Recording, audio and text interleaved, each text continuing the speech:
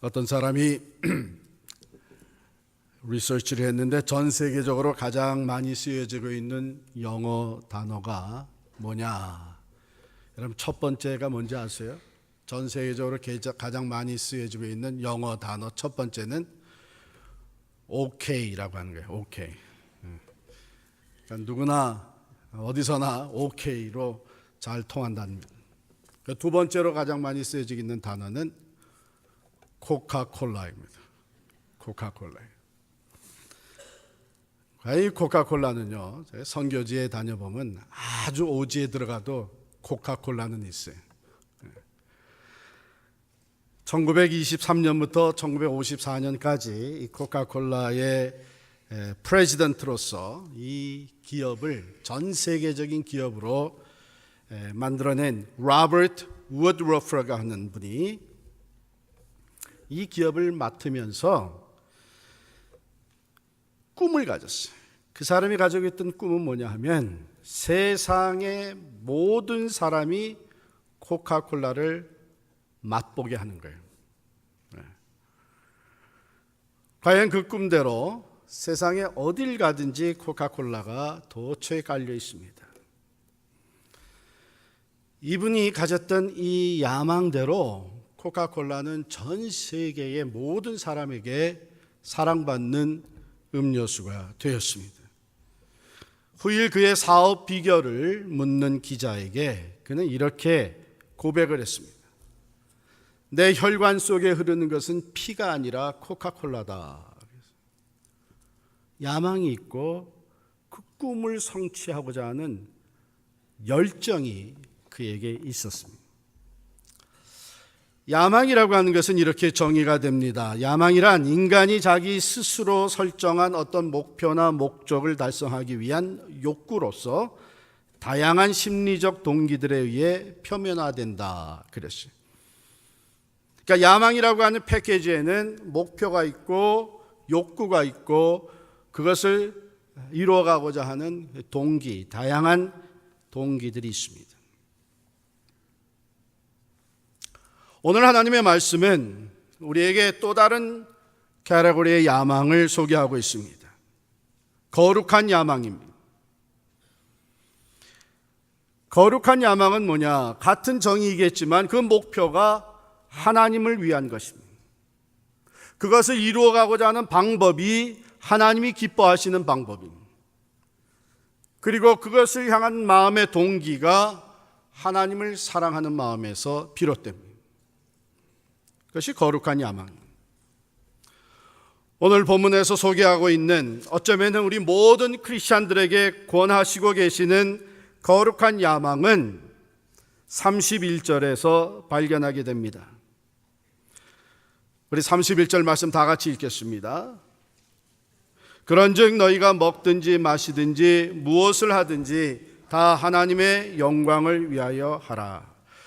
먹든지 마시든지 이것은 일상생활을 얘기합니다. 그 외에 무슨 일을 하든지 우리의 삶 전체 무슨 일을 하든지 그것이 하나님의 영광을 위해서 한다고 하는 것이 거룩한 야망입니다. 생각해 보면 이것처럼 귀한 일이 없습니다. 여러분과 제가 가지고 있는 이 육신은 흙으로 만들어졌고 흙에서 왔다가 흙으로 돌아가게 돼 있는 썩어지고 말 것입니다. 그런데 이 몸이 하나님의 영광을 위해서 쓰여진다고 한 것 얼마나 귀한 거예요. 여러분과 저는 죄 가운데서 태어나서 죄로 말미암아 영원히 죽었던 사람들입니다. 그런데 이제 우리의 삶이 영원한 생명이신 하나님의 영광을 드러내는 일에 쓰여진다고 하는 것은 얼마나 귀한 겁니다. 잠시 있다가 사라지는 안개와 같은 허무한 인생일 수밖에 없는데 우리의 인생이 영원하신 하나님의 영광을 나타내는데 쓰여진다고 하는 것은 얼마나 귀한 것입니다. 오늘 하나님의 말씀은 이 거룩한 야망이 실제 우리의 삶 속에서 어떻게 구체적으로 나타나지는가 하는 것을 말씀합니다. 첫 번째, 그것은 다른 사람을 위하는 삶으로 나타나집니다. 본문 제일 앞부분에 보면 모든 것이 가하나 모든 것이 유익한 것이 아니요 모든 것이 가하나 모든 것이 덕을 세우는 것이 아니니 누구든지 자기의 유익을 구하지 말고 남의 유익을 구하라 그랬어요. 모든 것이 가하다고 하는 것은 내게 그만한 자유가 주어졌다는 것이고 내게 그만한 권리가 있다고 하는 것입니다. 그러니까 내 권리대로, 내 권한대로, 내게 주어진 자유대로 내가 나 중심적인 삶을 충분히 살 수 있는데 그럼에도 불구하고 내가 다른 사람의 유익을 위해서 공동체의 덕을 위해서 내게 주어진 자유를 스스로 제한시키고 내게 주어진 권한을 쓸 것을 거절하고 다른 사람의 유익을 위해 가정의 유익을 위해 공동체와 교회의 덕을 위해서 내가 섬기는 것 이것이 하나님을 기쁘시게 해드리고 하나님의 영광을 나타내는 삶입니다. 왜 그럴까요? 바로 그것이 예수님께서 이 땅에서 살으셨던 삶이기 때문입니다. 예수 그리스도는 하나님과 동등하신 분으로서 하늘의 모든 영광과 하늘과 땅의 모든 권세를 가지시고 영원하신 존재로 계셨습니다. 그런데 그가 하나님의 영광을 위해서 하나님의 뜻을 이루기 위해서 보내심을 받고 이 땅에 오신 성자 그리스도는 자기 스스로를 제한시켰습니다. 하늘과 땅의 권세를 사용하시지 아니하시고 섬김의 종으로 살아가셨습니다. 영원한 존재가 시간이라고 하는 한계 속으로 들어오셨습니다. 그리고 마지막에는 자기의 파워를 사용하지 아니하시고 겸손히 자기의 목숨을 희생의 제물로 내어주셨습니다. 그것이 하나님 아버지를 기쁘게 하신 것이고 하나님 아버지의 영광을 나타내 보이신 사건입니다. 그렇기 때문에 오늘날 우리가 하나님의 영광을 위해서 산다고 하는 것은 바로 내 유익을 구하며 사는 것이 아니라 다른 사람의 유익을 위해서 섬겨주며 내게 주어진 권한과 자유도 마음껏 나 중심적으로 사용하는 것이 아니라 필요하다면 그것까지 내려놓고 섬김의 삶을 살아가는 것을 말합니다. 다만 선교회는 저희 교회가 초창기부터 협력하고 있는 선교기관입니다. 다만 선교회의 담당자는 임석근 목사님으로서 그분은 전과 육범입니다. 그가 감옥에서 예수를 영접하고 나와서 재소자들에게는 복음을, 출소자들에게는 사랑을 전하는 이 다만 선교회를 시작을 하고 출소한 자들이 사회에 다시 적응할 수 있도록 성애원이라고 하는 것을 만들어서 공동체 생활을 하고 있습니다. 면목동에 위치한 성애원입니다. 이분이 출소한 자들과 함께 공동체 생활하면서 계속 전하는 메시지가 뭐냐? 우리가 전에는 다른 사람에게 피해를 주며 살았지만 예수 그리스도 안에서 새 사람이 된 이후에는 우리 손으로 열심히 일해서 번 것을 가지고 다른 사람에게 사회에 유익을 주는 사람이 되자. 어찌 보면 예수 안에서 새 피조물이 된 사람들, 하나님의 자녀로 거듭난 사람들이야말로 내가 아니라 이웃을 위해서, 나 자신이 아니라 공동체를 위해서 덕을 세우며 섬길 줄 아는 사람인 것입니다. 그러므로 우리가 하나님의 영광을 위해서 산다고 하는 것은 바로 내가 남의 유익을 위해서 나 스스로를 제한시키고 낮아질 줄 아는 것을 말합니다. 전에 우리 교회 한 집사님 연로하셔서 은퇴를 하셨는데 은퇴 후에 새로운 일거리가 하나 생겼다고 얘기를 하시더라고요. 그게 무슨 일거리인가 했더니 그 동네 아침 식사를 마치고 나서 동네에 나가게 되면 아침에 쓰레기를 다 걷어간 후에 그 쓰레기통이 여기저기 뒹굴대. 우리 자주 보는 그 모습인데, 그러면 당신 집의 쓰레기통뿐만이 아니라 그 걸어가면서 그 동네의 쓰레기통들을 다 제대로 세워놓고 어떤 쓰레기통은 드라이브웨이 안쪽으로 들여다 놓고 하는 것이 본인의 잡이 됐든 스스로 택한 잡. 얼마 안 가서 소문이 퍼져서 누가 이런 일을 다 했느냐, 이런 사람이 했는데 그분이 주일마다 교회 나가는 사람이다 하는 소문이 들었어. 그 일로 인해서 그리스도의 향기가 되고 하나님께 영광을 돌리게 했습니다. 또 어떤 권사님은 연로하신데도 여전히 출퇴근을 하십니다. 아침에 일을 나가면서 걸어가는 그 길에 그 아침에 던지고 간 신문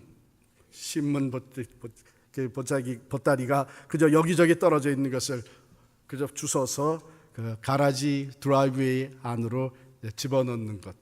그냥 걸어가도 누가 뭐라 그러겠어요?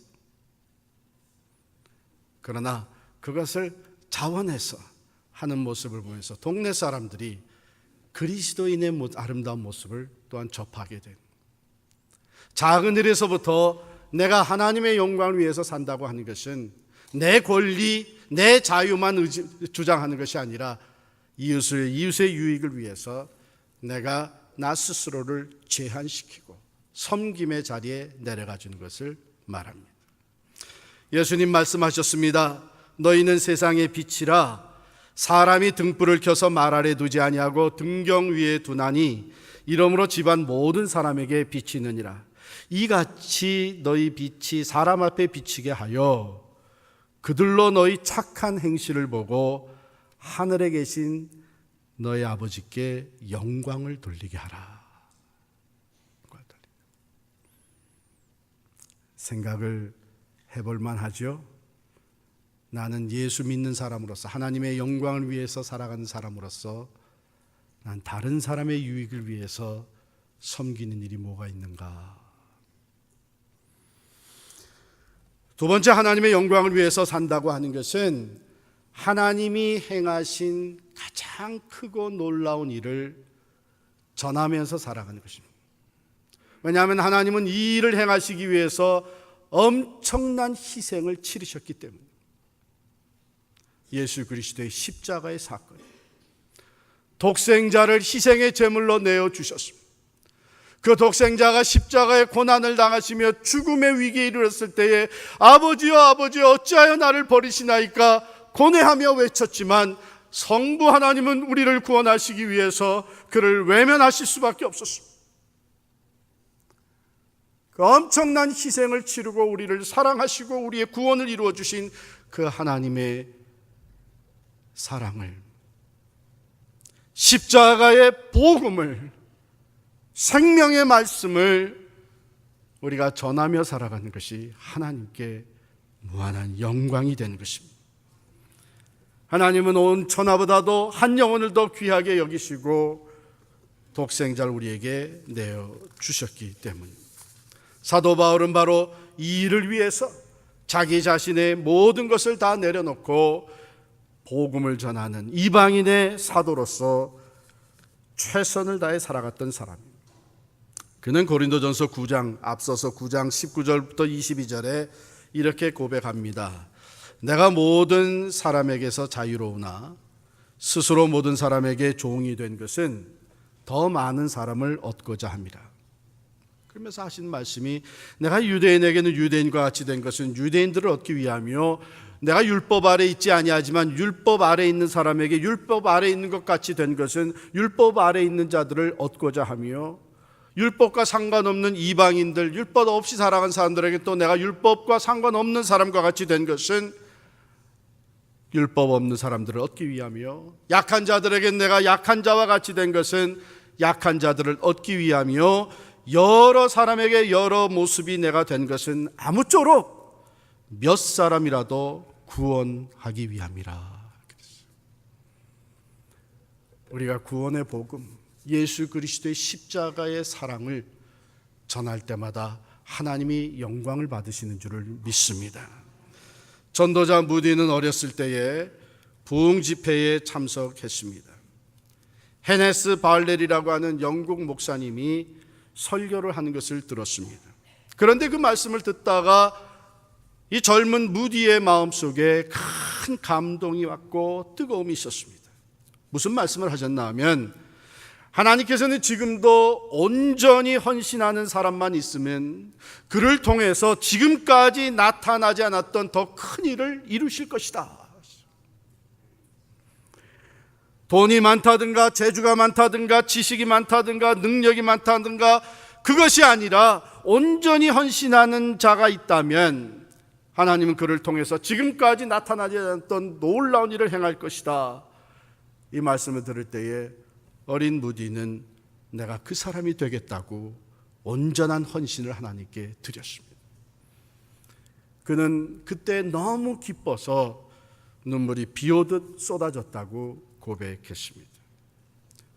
미국이 경제공황기에 접어들었을 때에 하나님은 온전히 헌신했던 무디 목사님을 통해 100만 명이 넘는 사람들이 주님께 돌아오는 놀라운 역사를 이루었습니다. 하나님의 말씀을 들을 때에 그의 마음에 거룩한 야망이 생겼기 때문입니다. 후에 이 D.L. 무디 목사님은 이렇게 고백을 했습니다. 나는 단 하루라도 전도하지 않으면 잠자리에 들지 않겠다고 결단을 하고 살아왔습니다. 하나님이 영광을 받으십니다. 오늘도 이런 거룩한 야망을 가지고 하나님 앞에 무릎 꿇는 사람들이 여기저기 있습니다. 내가 먼저 믿게 된 이 예수, 내가 어떻게 해서든지 우리 온 가족, 우리 온 친척들이 예수 믿게 되기 위해서 나를 하나님 앞에 드리겠노라 결단하고 기도하며 전도하며 복음을 나누는 사람들이 있습니다. 하나님께서 또한 우리 교회에 거룩한 야망을 주셨습니다. 멕시코 유카탄 선교 10주년을 맞이하면서 하나님은 유카탄 반도에 교회가 전혀 없는 마을들을 보게 하셨고 그 마을의 수가 엄청나게 많다고 하는 것을 우리에게 보여주시고 우리에게 주신 거룩한 야망이 언제 이루어질지 모르지만 유카탄 반도 모든 마을에 교회가 세워지게 하자. 또한 지난해에는 카자흐스탄에 우리의 발걸음을 옮겨놓게 하시더니 카자흐스탄 신학교를 우리에게 맡기시고 선교위원회는 이것을 놓고 기도하고 준비하다가 카자흐스탄뿐만 아니라 카자흐스탄을 베이시스로 해서 중앙아시아를 복음화하는 중앙아시아 연합신학교를 세우는 것이 마땅하다 하는 거룩한 야망을 갖게 되었습니다. 하나님이 이러한 마음을 주시고 이러한 야망을 가지고 하나님 앞에 헌신하는 사람들을 귀하게 사용하시는 줄을 믿습니다. 세 번째로 우리가 하나님의 영광을 드러내는 일은 고린도전서 11장 1절에 소개되고 있습니다. 내가 그리스도를 본받는 자가 된 것 같이 너희는 나를 본받는 자가 되라. 내가 그리스도를 본받는 자가 된 것 같이 너희는 나를 본받는 자가 되라. 저는 이 말씀을 묵상할 때마다 제 마음 깊은 곳에서부터 떨림이 일어납니다. 영적 지도자였던 사도 바울이 그를 바라보는 성도들에게 내가 그리스도를 본받는 자가 된 것 같이 너희는 나를 본받는 자가 되라. 한 시대의 영적 지도자로 살아가는 사람으로 이런 선언을 할 수 있다면 얼마나 좋을까. 그러나 말할 수 없이 부족한 나 자신의 모습을 보면서 하나님 앞에 새로운 야망을 품게 됩니다. 하나님, 나도 이 땅에서 하나님의 부르심을 받기 전에 이러한 고백, 이러한 선언을 할 수 있도록 나를 도와주십시오. 오늘 아버지 날입니다. 가정을 책임지고 자녀를 키워가는 아버지로서, 신앙의 아버지로서 우리가 우리를 바라보고 있는 아들, 딸들에게 너희는 내가 그리스도를 본받는 자 된 것 같이 이 아버지를 본받는 자가 되라, 이렇게 말할 수 있는 여러분과 제가 될 수 있기를 간절히 축원합니다. 하나님이 기뻐하시는 것이죠. 로마서 12장 1절에 보면 그러므로 형제들아 내가 하나님의 모든 자비하심으로 너희를 권하노니 너희 몸을 하나님이 기뻐하시는 거룩한 산 제사로 드리라. 이는 너희가 드릴 영적 예배니라. 성령 안에서 날마다 거룩해지는 삶, 성화의 열매가 맺어질 때에 하나님은 우리를 바라보시며 기뻐하시고 영광을 받으시는 것이죠. 그렇습니다. 이미 우리에게 허락하신 말씀대로 우리의 삶 속에 사랑과 희락과 온유와 절제와 화평과 오래 참음과 이러한 귀한 열매들이 맺어질 때 하나님께서는 우리의 변화된 삶의 열매를 통해서 영광을 받으시는 줄을 믿습니다. 말씀의 결론을 맺겠습니다. 여러분과 제가 잘 아는 위대한 음악가, 작곡자이면서 또한 오르가니스트였던 요한 세바스찬 바하. 어떤 사람이 바하라 그러지 말고 바흐 그러라 그러더라고요.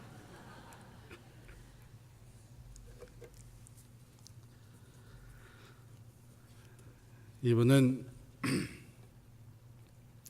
참으로 많은 음악을 작곡하고 또 올간 연주로서 하나님의 영광을 크게 드러내고 지금까지도 그의 음악이 하나님께 영광이 되고 있습니다.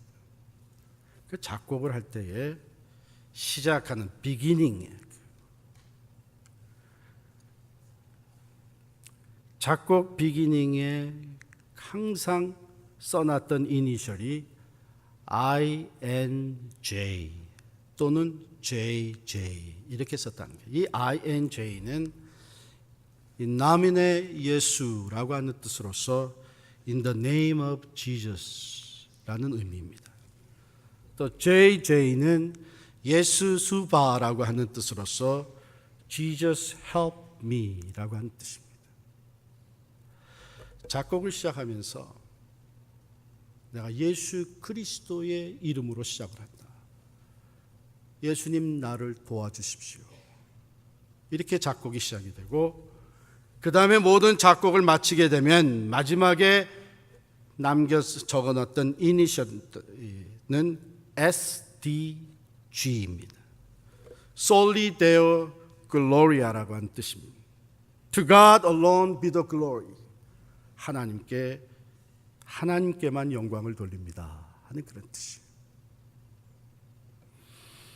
그가 성가를 작곡하든 또한 세상 클래식을 작곡하든 그의 마음은 오직 하나, 하나님의 영광을 위해서 이 곡이 드려지곤 했던 것입니다.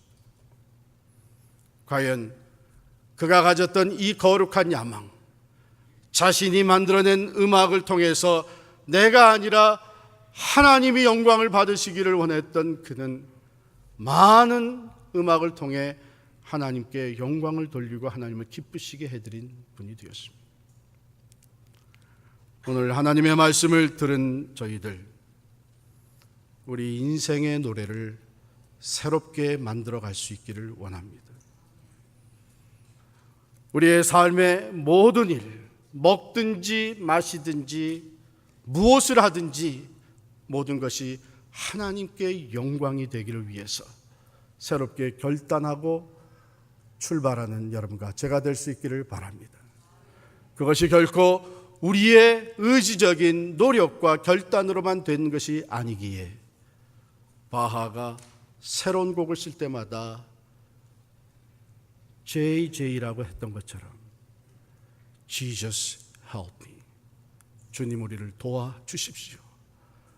내 삶이 하나님께 영광이 되기를 원합니다. 이러한 결단이 오늘 여러분과 저의 마음에 새로이 주어지는 결단이 될 수 있기를 간절히 축원합니다.